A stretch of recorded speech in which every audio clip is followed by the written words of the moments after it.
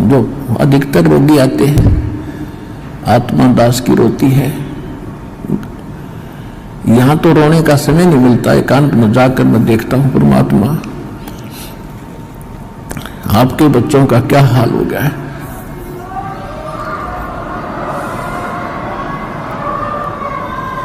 एक एक टूक को तरस रहे हैं, एक एक रोटी के लिए सारा दिन भटकते फिरते, और ऊपर से एक कहर अलग से टूटे हैं इनके ऊपर। किसी को संतान नहीं, वो उसी दुख में सड़ रहा है, जल रहा है। किसी के कैंसर है, किसी को और दोष है, और एक पल का इनको पता नहीं कब क्या हो जाएगा। तो इस कारण से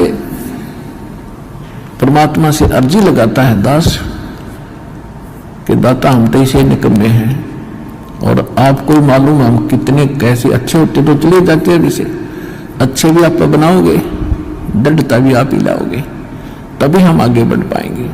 फिर भी इतनी उसके बाद भी कोई मर्यादा ठीक नहीं रखता है और अपनी मनमानी करता है, फिर हमारी अर्ज भी फेल और भगवान भी मदद आपकी नहीं करेगा।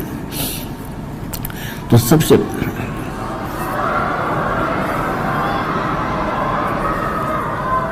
तो कहने का भाव यह है कि जैसे एक भक्त के मतलब अच्छी कितनी इस ज्ञान से कितना फर्क पड़ा। एक भक्त का लड़का कति अपाहिज था और परमात्मा का नाम लिया उसने, वो आता रहा, कुछ राहत मिली उसको। राहत मिली तो वो तब तक 2, 4, 10, 12 साल भर वो आया, उसको ज्ञान समझ में आ गया और उस बच्चे को सतनाम तक प्राप्त हो गया और फिर उसकी मृत्यु होगी। अब उस पिता को कति दुख नहीं था। उसने ये शब्द कहा कि जी आपका बच्चा शरीर छोड़ गया, सतलोक चला गया, वहां भी कोई बात ना, ये तो आत्मा परमात्मा की है और उसने देखना है कि उस अपनी आत्मा को वो कैसे छुड़वाओगा परमात्मा इस काल के जाल से।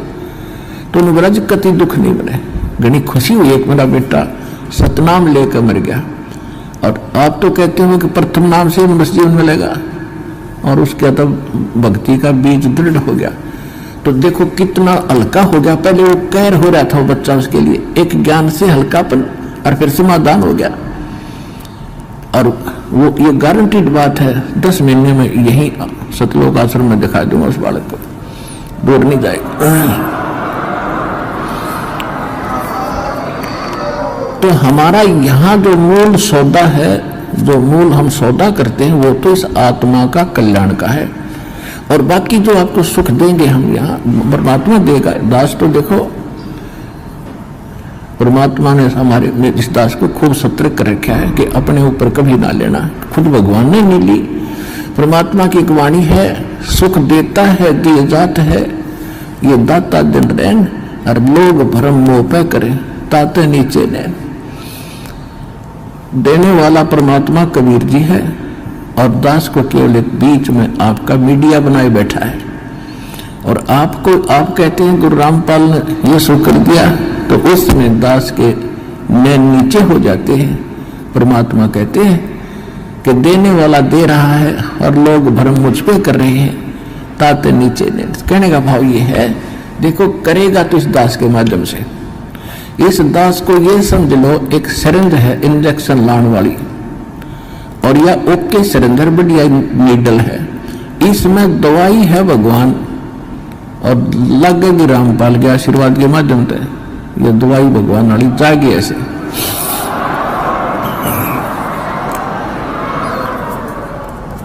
तो इस प्रकार आप जी ने पहले तो ज्ञान समझना चाहिए। ज्ञान के ऊपर दास ने जोर दिया है, भगवान का भी आदेश है कि घर घर देखो बोध विचारा सतनाम सब ठोर उचारा। घर घर में ये ज्ञान की चर्चा चलेगी, शुरू होगी।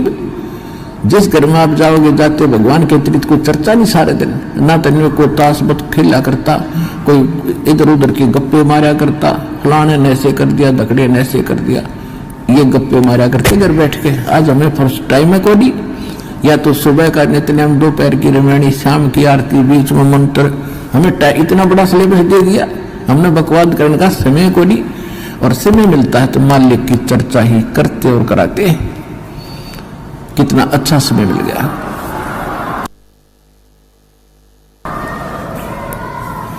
तो कहने का भाव यह है कि पहले इस ज्ञान को समझो और ज्ञान समझ के फिर भक्ति शुरू करो।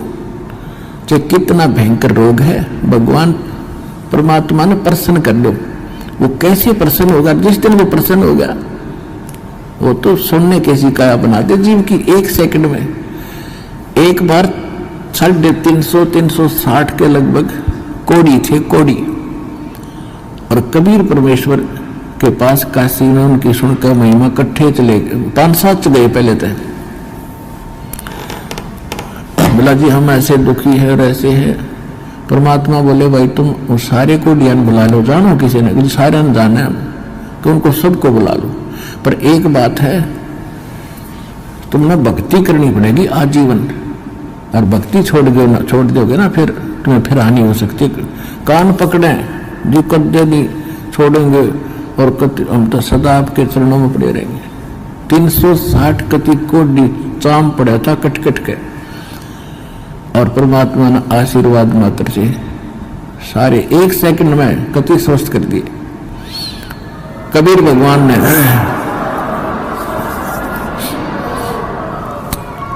अब वो हो गए स्वस्थ कति। अब जाते उन्हें तक 10-5 दिन तो महीने 2 महीने तो ठीक सी भक्ति करी, फिर हुए बकवाद भागी। कोई कितना किसी कपड़े पहरे अंडर, कोई ब्याह करवा लिया और कितो को फंड कर रहा है, वो भक्ति छोड़ गई। अब परमात्मा ने दास को एक इंस्ट्रक्शन दे रखी है कि परमात्मा करता ऐसे भी सकता, लेकिन वो करके देख लिया ये बकवादी को न कब आते। अब उनको सुख भी दे दिया, फिर काल के पाले में जा खड़े हुए, क्या फायदा हुआ? वेस्ट, मालिक की शक्ति खराब गई। लेकिन परमात्मा ने अपनी, वैसे मालिक की पावर तो एंड होता ही नहीं, लेकिन उस समय मालिक ने यह दिखाना था कि भगवान जो काम करा वो कबीर जी कर रहे थे, और इससे सिद्ध है कि कबीर इज गॉड। उस प्रमाण के लिए ये भी हमारे लिए सिद्ध होता है कि परमात्मा कबीर जी है। एक बार दास एक गांव में एक भगत के सत्संग ग्रंथ पाठ करा कर घर घर में जाकर, उनके पड़ोस में एक लड़की के, जवान लड़की, ब्याह रखी हुआ और शादी हुई थी। दोनों गुर्दे फेल हो गए और उनने छोड़ दी। सारे चेक करा ली, कोई राप नहीं, और खाट में पड़ी सोई आ रही, मुंह पर हाथों पर। हमारे उस भगत ने उनसे कहा कि आप दीक्षा ले लो, अरे यह लड़की, इनके आशीर्वाद नाम लेने से राहत मिलेगी तुमने। तो लड़की ने और उसकी माँ ने नाम ले लिया। फिर उनको उस भगत ने सलाह दी कि तुम एक पाठ करा लो घर पे, गुरुजी आते हैं पाठ कर देंगे। हम उनके घर पाठ करने गए तो वह लड़की एक चारपाई पर पड़ी और उठन की हिम्मत नहीं, उन्होंने उठती है नहीं। 6 महीने से खाट पकड़ रखी है। उसको उठा कर भगत और परिवार वाले वहां जहां दास बैठा था वहां ले प्रणाम कराया। मैंने उनसे कहा कि इसको सेवा करवाओ, बर्तन साफ कराओ। भगत गए हुए थे 20-30 जैसे सत्संग जाते थे हम पाठ कराने, तो खाना खुना बनाते थे वहां, इनका बर्तन साफ कराओ। उनके घर वाले सोचने लगे भाई कैसे बर्तन साफ करेगी। भगत बोले जो कहा है तुम ऐसे करो, इसको बैठाओ पिड्डे पे। वो बैठा दी, 2 घंटे बर्तन साफ करे और अपने आप उठ कर चल पड़ी। अब वो कति स्वस्थ होगी, पूरे परिवार ने नाम ले लिया, और 1 साल के बाद सब छोड़ दिए और वो अपने ससुराल चली गई। आज तक जात नहीं बुझी रामपाल की। ऐसे कृत गनी भी हम। तो अब परमात्मा ने हमें भी दिखाया है कि इतना जल्दी ना करे, करना तो है लेकिन ये टिक जाएंगे जब सारा ठीक कर देंगे। तो इसलिए परमात्मा ने उनको आशीर्वाद से कोड भी ठीक कर दिया, फिर काल की बकवादों में। तो इसे हम पसंद नहीं करते। हम चाहते हैं कि आपके अंदर भक्ति बनी रहे और धीरे धीरे आपका यो रोग ठीक हो, तब तक आप ज्ञान समझ जाओ।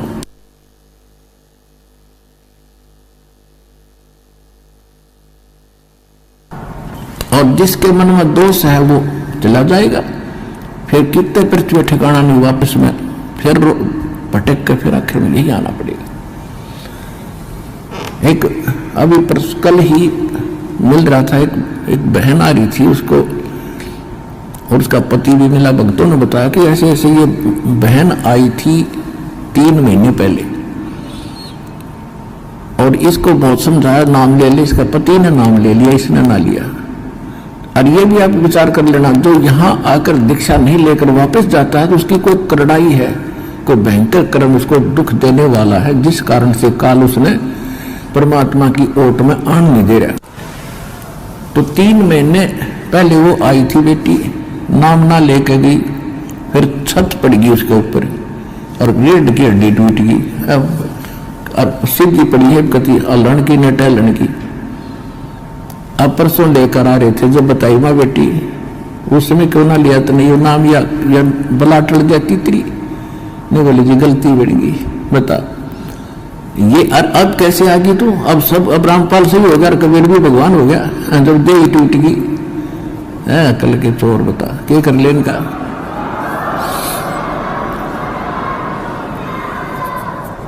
दुख में सुमरण सब करे, सुख में करे ना कोई, जय सुख में सुमरण करे तो दुख कहे को होवे। संत शरण में आने से आई टले बला, जय मस्तक में सूली हो वो कट्टे में टल जा। इस समर्थ परमात्मा की शरण में आने से यदि मौत भी हो यानी सूली टूटना हो तो कांटा लगकर ही बच जाता है। अब जो प्रसंग चल रहा है पुण्यात्माओं के दास, जैसे यहां सुनता है कई भक्त आते हैं, ये ऐसे तो घने मिलते समय वो बोले जी कति घना ठीक हो गया, थोड़ी सी कसर रह रही है। मगर यह कसर तो रखनी है सारे, मगर यह ना रही ना तो फिर भाग जाओगे वो काल के उसमें पाले में खड़े हो जाओगे जाकर के। ऐसा नहीं, परमात्मा इतना दुख नहीं देने देगा आपको कि आपकी जान चली जाए। तो इसलिए परमात्मा भी कहते हैं, हमें संकेत करते हैं, सुख के माथे सिला पड़ो जो नाम हृदय से जावे, और बलिहारी उस दुख के जो पल पल नाम रटावे। परमात्मा हमें संकेत करते हैं कि हे भगवान, ऐसा सुख ना देना जिससे आपकी भूल पड़ जावे, और इतना दुख दिए रखना दाता तेरी याद बनी रहे। तो पुण्यात्माओं, हम सुखी होते ही भगवान बोलते हैं, और दुख जब हमारे ऊपर आते तो कर्मों के हैं, और फिर हमें भगवान याद आता है। तो हमारे अब देखो आपके पापों में आग लगा रखी, भगवान ने आग लगा रखी, जो संचित कर्म है उनके भी और जो प्रारब्ध वाले इनमें भी। जब कर्म जले हैं, जब भी घास जलता है तब भी धुआं धावा आग उग थोड़ी बहुत दिखे जानो दुख दे रही है, लेकिन कति रोग कटन लाग रहा है आपका तो थोड़ा बहुत कष्ट भी है, उसने सहन कर लेना। अब जैसे तो आपको जो भयंकर रोग थे, जो भयंकर दुखदायी कर्म है, पहले आपके उन पर कुआड़िया चल रहा है परमात्मा का, और छोटे मोटे तो धीरे धीरे हो जाएंगे, सारे ठीक हो जाएंगे। जैसे डॉक्टर के पास कोई भयंकर मरीज जाता है, वो सबसे पहले डॉक्टर उस स्थान का इलाज करेगा जहां से रक्त निकल रहा है, यानी जिससे उसकी जान जानी हो। एक्सीडेंट हो गया, हड्डी टूट गई और कहीं रक्त सर्वा हो रहा है, तो सबसे पहले डॉक्टर ये देखेगा कि इसका इस स्थान पर ऑपरेशन करें जिससे इसका खून रक्त बंद हो। और वो रो रहा है, डॉक्टर साहब टांग में दर्द घना है, हाय मर गया, तो डॉक्टर उसने ना देखता कि उसने तो चिल्ला लड़ते थोड़ी देरी तो फिर कर दूंगा ठीक, पहले ये रोग काटना ये करना जरूरी है जिससे इसकी मौत ना हो जाए। तो परमात्मा आप ताई एक दुख न ठीक कराने खातिर, और परमात्मा आपके वो पहले ठीक करेगा जिससे आपकी मृत्यु, जैसे आपकी मृत्यु निकट आएगी, समय आपका रहा नहीं, एक्सटेंड आपकी है नहीं आगे आयु, तो सबसे पहले उस कर्म को बढ़ाएगा आपको जिससे आपकी एक्सटेंशन हो। उसके बाद फिर सुख तक दे जाएगा जब तक आप रहोगे शरण में। तो इसलिए आप विश्वास के साथ इस मार्ग पर लगे रहो, और जैसे दास कहे वैसे चलो, किसी की और बातों में आकर भगवान से दूर ना होना। आप सदा सुखी हो जाओगे, आपको सर्व सुख मिलेगा और मोक्ष मिलेगा। ये सुख तो रुंगे में मिलेंगे, फ्री ऑफ कॉस्ट मिलेंगे, और मूल